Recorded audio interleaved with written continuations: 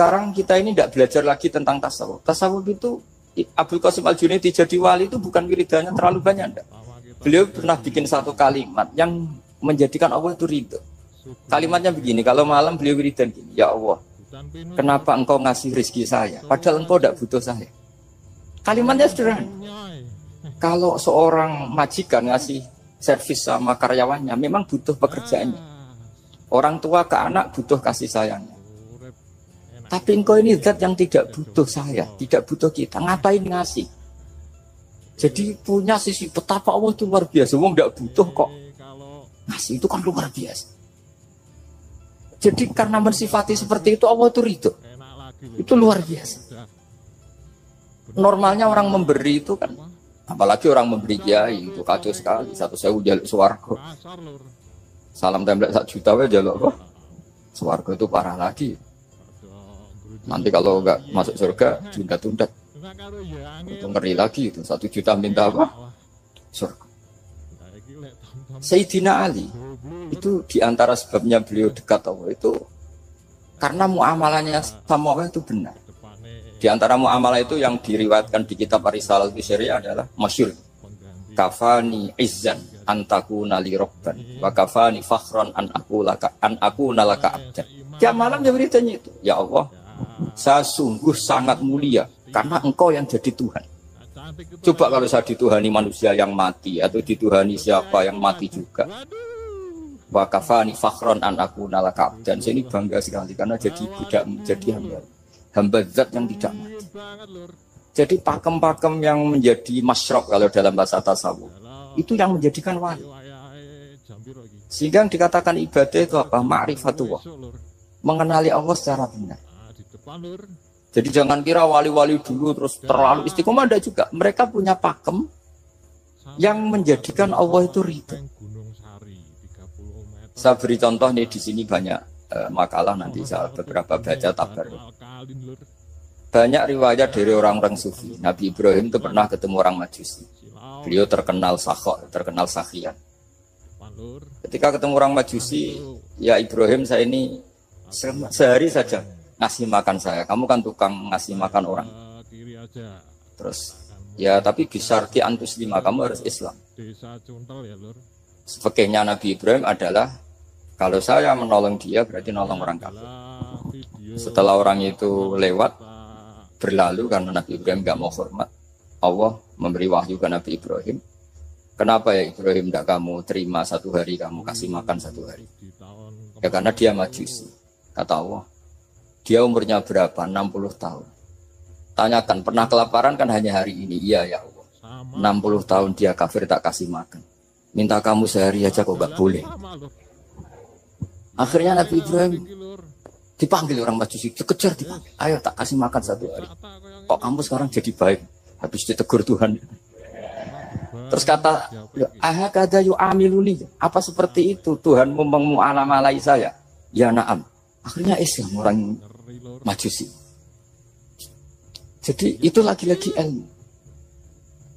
Jadi yang dikatakan ilmu itu satu teori atau kalimat atau apa saja yang menjadikan kita ini pakem. Meskipun pakem itu kadang sulit diterima orang-orang khusyuk. Orang khusyuk itu ya nyun sewu ada sisi nakalnya. Makanya Mbah Mun sering kayak jargon masyhur. Zada khusyuan, zada jalan, tambah khusyuk tambah bodoh. Bukan bodoh dengan makna salah, tidak. Memang kadang terus anti ilmu. Misalnya gini, ini contoh yang karena saya ini mengkhidmati ilmu, saya beri contoh yang urusan ilmu. Ada orang sujud diinjek orang fasik, kepalanya diinjek orang fasik. Terus si orang yang sujud tadi ini ada di Sahih Muslim, juga ada di Ihya. Wallahi la yaghfirullahu laka. Pakai sumpah, wallahi la yaghfirullahu laka. Allah langsung mewahyukan ke Nabi fi hadzal zaman, fi tilka zaman atau fi dzalika zaman. Man dzalladzi yata'alla alayya alla aghfira li fulan qad ghafartu lahu wa ahbattu amalak. Katakan ke orang itu, siapa yang mencatut nama saya yang hanya berstatus tidak memaafkan. Itu enggak fair. Saya ini Tuhan kok bisa yaghfir, bisa yu'adzib. Kok sifat saya tinggal 1 yu'adzib, itu gimana? Dicatut separuh itu Allah tidak terima. Tapi kalau kita baca Quran, saya ini sama orang fasik ya benci. Wong saya ini orang soleh, setidaknya pura-pura soleh lah. Karena di depan para kiai. Tapi mau tidak mau. Ketika Allah mensifati dirinya tentang orang munafik gimana? Wa yu'adzibal munafiqina insya'a au jatuh. Itu cocok, tidak cocok. Potensi memberi tobat itu ada. Meskipun sama kalau orang munafik, tapi ya tetap bacanya wa yu'adzibal munafiqina ya insya'a au jatuh. Rasulullah kayak apa bencinya dengan Wahsy karena qatilu Hamzah. Tapi Nabi tunduk sama konstitusi Quran. Laisa laka minal amri syai'un aw yatuba alaihim aw yu'adzibah. Akhirnya Allah malah memberi tobat sama qatilu Hamzah yaitu Wahsy. Ini pentingnya baca lagi. Kalau kita tidak baca hanya khusuk saja, tidak baca, pasti sama orang yang menginjak orang sujud tadi, yang injak pasti salah nggak dimaafkan. Bongso pasti. Pertanyaannya adalah betulkah Allah punya sifat satu yaitu yu'adzib? Makanya kalau kita baca misalnya baca Quran walillahi mulkus samawati wal ardh ya sudah ya yaghfiru liman yasha wa yu'adzibu man yasha. Kalau nuruti rasa kita ya inginnya ke kita yaghfir ke orang lain yu'adzib. Tapi Tuhan kan enggak terima. Saya ini Tuhan kok didikte makhluk saya ini gimana? Enggak bisa. Sehingga ya ini lagi-lagi. Makanya saya cocok enggak cocok itu suka baca. Saya suka sekali baca, mulai ulama dulu, ulama modern, setengah dulu. Mulai ulama yang kedunian sampai setengah kedunian. Suka. Saya dulu tuh gak suka uang. Karena saya memang tadi, mbah-mbah saya dari bapak itu wali mas itu. Kalau tadi Mas Nadif jujur, mulai Mbah Soleh itu suka bully mertuanya. Jadi saya alhamdulillah dia jujur. Mbah Soleh itu menantunya Raden Asnawi. Itu ya bully-bulian sama ini terus ditiru beliau ini. Itu gak suka sebenarnya. Saya itu ya pokoknya tadi kalau orang daftar wali itu kan gak suka sama karena mereka nangis ketika Allah ngendikan wa aqidu wa atau ayat-ayat anfiku atau orang baik disifati wa aqradu wa qardan hasanah. Itu hadal khitab li ahlil jiddi wasarwah. Ini khitab untuk orang kaya. Kalau isin Gusti jenengan nampen ngongkon infak kok kula diinfak. Jenengan nampen ngongkon ngamal kok kula ngamal. Jadi maka yuhibbunal mal, mereka tidak suka harta. Walakin diana luladzatal khitab bil infak, dan itu harus kaya dulu untuk bisa infak. Jadi itu uniknya. Akhirnya saya Imam Sa'roni penting juga kaya. Jadi wali untuk suka harta itu nunggu diperintahkan Allah. Alhamdulillah kita tidak sudah wali dulu karena sudah senang harta balik.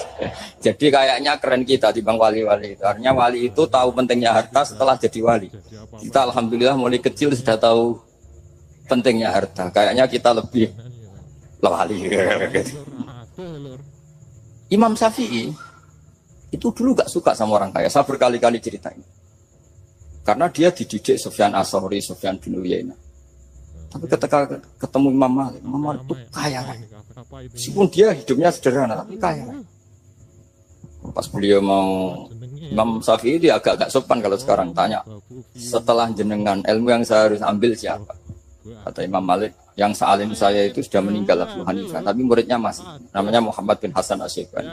Kamu datang ke sana. Malam itu Imam Malik dikasih uang 500 dinar. Padahal 1 dinar itu 4,25 gram. Bisa dihitung berapa ratus juta. Terus paruhnya dikasihkan Imam Syafi'i. Nah, kasangoni. Pagi-pagi diajak ke Baki. Dulu Baki itu ada kafilah rental unta. Mana kafilah yang mau ke Irak? Kita. Ya sudah ini antar. Tak bayari.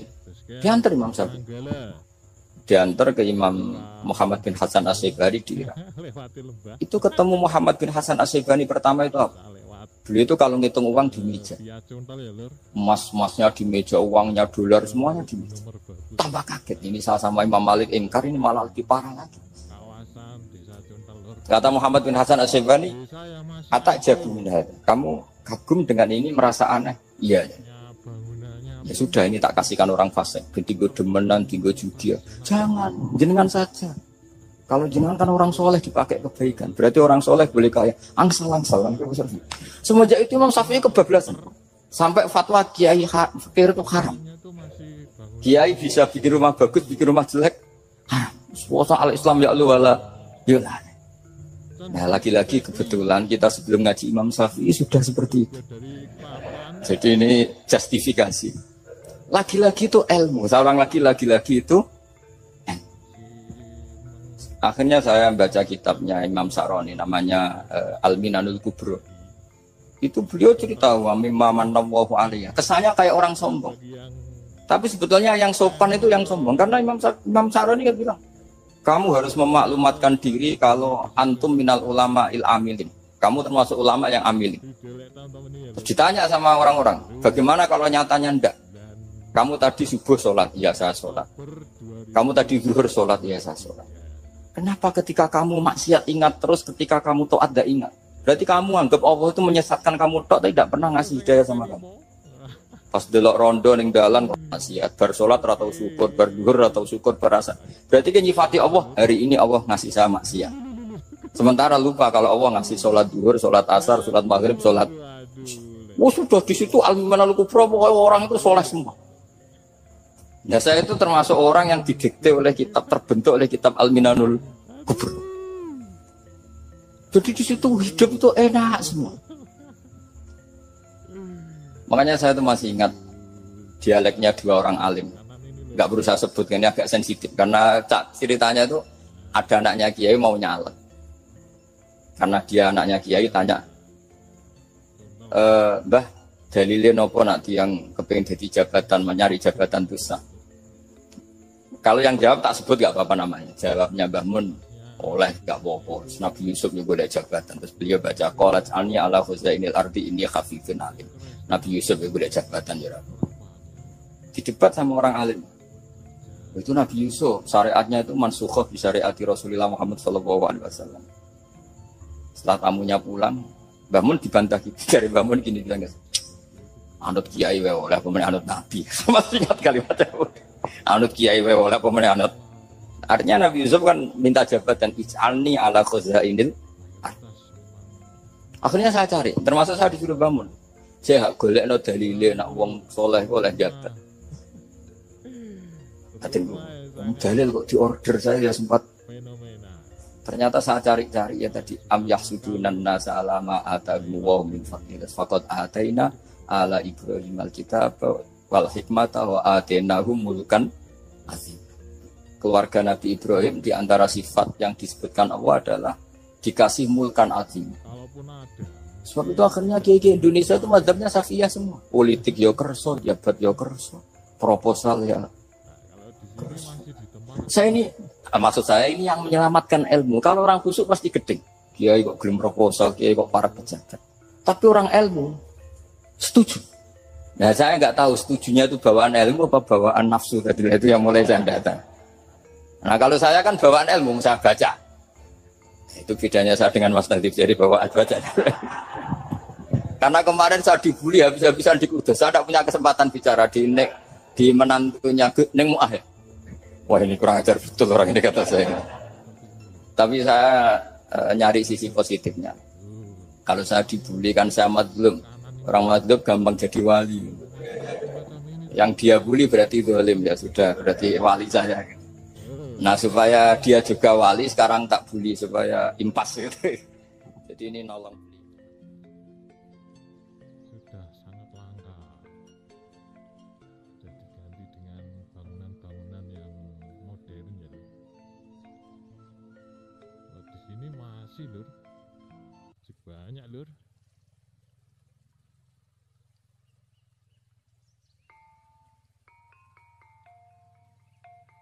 Nah, ini lur, sebelah kanan lur. Istimewa kan lur. Sebelah kiri atau sebelah kanan? Waduh. Istimewa.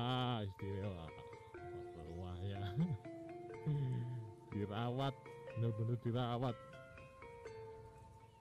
Dari kena seneng kota is diberuk gitu. Ganti karo bangunan sing modern.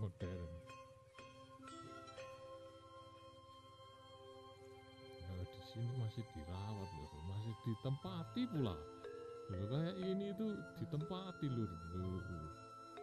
Ini sedikit backlight ya lur, tapi ini ditempati lur.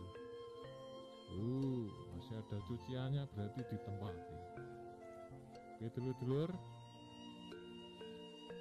mungkin percobaan video mereview wisata di daerah Cuntel atau lebih tepatnya di kaki gunung